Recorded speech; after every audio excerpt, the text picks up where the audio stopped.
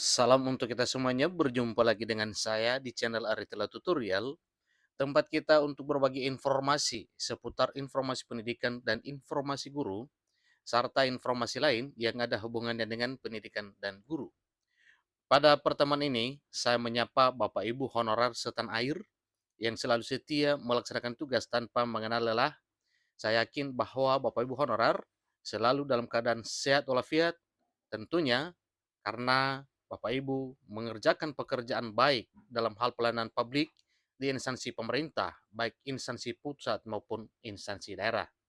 Nah, Bapak Ibu, saya yakin bahwa Bapak Ibu selalu bersemangat melaksanakan pekerjaan publik. Pada pertemuan kali ini ada satu informasi penting yang perlu saya sarankan kepada seluruh Bapak Ibu honorer, yang mana informasi ini kita kutip dari CNBC Indonesia, Bapak Ibu ya, yang mana CNBC Indonesia adalah salah satu media informasi yang dapat dipercaya terhadap muatannya terkait dengan informasi, terlebih dalam hal pengangkatan honorer menjadi aparatur sipil negara ini, di mana di sini dimuat bahwa ada informasi penting untuk honorer yang mengatakan bahwa ini adalah solusi konkret terkait dengan formula penanganan tenaga honorer sebelum 28 November 2023. Nah, apa kira-kira solusi konkret yang akan diterapkan oleh Presiden Jokowi terkait dengan penanganan honorer di tahun 2023 tahun ini? Simak video ini sampai selesai, jangan ketinggalan informasi. Dan bagi Bapak Ibu yang sedang menonton, demikian dengan Bapak Ibu yang mungkin baru menemukan informasi melalui channel ini, dukung dengan cara like dan subscribe, share, dan komen, serta nyalakan tombol notifikasinya, supaya semua informasi yang disalurkan melalui channel ini selalu update di layar Bapak Ibu. Tanpa basa-basi lagi langsung pada informasinya. Pemerintah Presiden Jokowi atau Joko Widodo akan menetapkan solusi konkret terkait dengan formula penanganan tenaga honorer sebelum 28 November 2023. Menteri Penanggulangan Aparatur Negara dan Reformasi Birokrasi Republik Indonesia, Menpan RB Abdullah Azwar Anas, mengatakan bahwa penyelesaian honorer akan dilakukan dengan 4 prinsip yang dapat meyakinkan seluruh Bapak Ibu honorer. Ya, ini pertama tidak akan ada PHK massal. Ini sudah berapa kali disampaikan Bapak Ibu ya, bahwa memang tidak ada PHK massal dalam hal penyelesaian tenaga honorer 2023. Berarti ini adalah satu hal yang diyakini karena memang secara publik juga ini sudah banyak beredar informasinya dan informasi ini tidak terbantahkan sampai sekarang Bapak Ibu. Kemudian tidak akan menambah anggaran pemerintah dan seterusnya, tidak akan menurunkan pendapatan honorer dan tetap dalam koridor undang-undang aparatur sipil negara. Pertama, menghindari PHK massal. Prinsip pertama ini yaitu supaya Bapak Ibu honorer tidak akan terdampak PHK massal. Ini informasi yang dikutip pada hari Senin 17 April beberapa bulan yang lalu. Kedua, tidak akan ada tambahan beban fiskal yang signifikan bagi pemerintah. Kemampuan ekonomi di setiap Pemda tentu berbeda-beda. Namun untuk itu penataan ini diharapkan tidak membebani anggaran pemerintah. Lanjutnya, ketiga, menghindari penurunan pendapatan yang diterima tenaga honorer saat ini. Jadi menurutnya, selama ini tenaga honorer telah memberikan kontribusi yang sangat signifikan terhadap pemerintahan. Sehingga harus diusahakan agar pendapatan tenaga non aparatur sipil negara tidak akan menurun akibat adanya penataan ini. Jadi ini adalah komitmen pemerintah, DPR, DPD, Asosiasi Pemda yang meliputi APPSI, APEKSI, dan APKASI, dan berbagai stakeholder lain untuk para tenaga non-ASN jelasnya.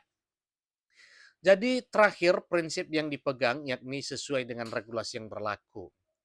Tentu nantinya kita susun formulanya seperti apa agar sesuai koridor regulasi, ujar Anas selaku Menpan RB. Jadi Anas menambahkan prinsip ini lahir dari hasil koordinasi dengan berbagai organisasi pemerintah daerah guna mencari jalan tengah dalam penanganan tenaga honorer. Koordinasi dan konsultasi tersebut telah dilakukan mulai dari DPR, DPD, APPSI, APEKSI, APKASI, seterusnya adalah perwakilan tenaga non-ASN, para akademisi, dan berbagai pihak lainnya.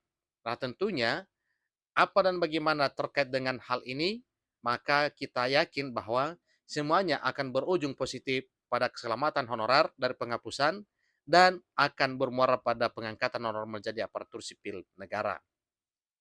Jadi adapun keempat prinsip tersebut pertama adalah menghindari PHK massal. Jadi benar ini bahwa akan menghindari PHK massal karena bukan solusi. Anggota Komisi 2 DPR RI Gus Pardigaus sebelumnya juga menyoroti maraknya pengangkatan honorer yang dilakukan setelah tahun 2018. Padahal menurutnya dalam aturan Undang-Undang Nomor 5 Tahun 2014 tentang aparatur sipil negara dan Peraturan Pemerintah Nomor 49 Tahun 2018 tentang manajemen pegawai pemerintah dengan perjanjian kerja atau manajemen P3K, sudah jelas bahwa adanya larangan untuk mengangkat pegawai non-PNS dan atau non-P3K untuk mengisi jabatan ASN.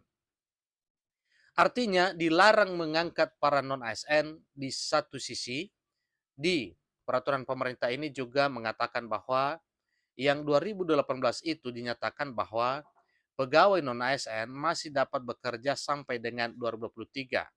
Artinya adalah honorer non-ASN yang diangkat sebelum tahun 2018, paparnya dalam rapat kerja dengan Komisi 2 DPR RI dikutip pada Selasa 11 April 2023 yang lalu. Jadi, dengan demikian Bapak Ibu, maka besar harapan bahwa semua Bapak Ibu honorer ini nantinya akan selamat ya.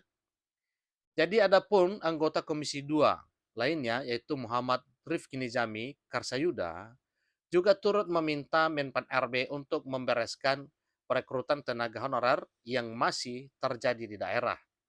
Jadi menurutnya ini menjadi masalah yang menahun akibat tidak jelasnya dasar hukum dalam perekrutan pegawai.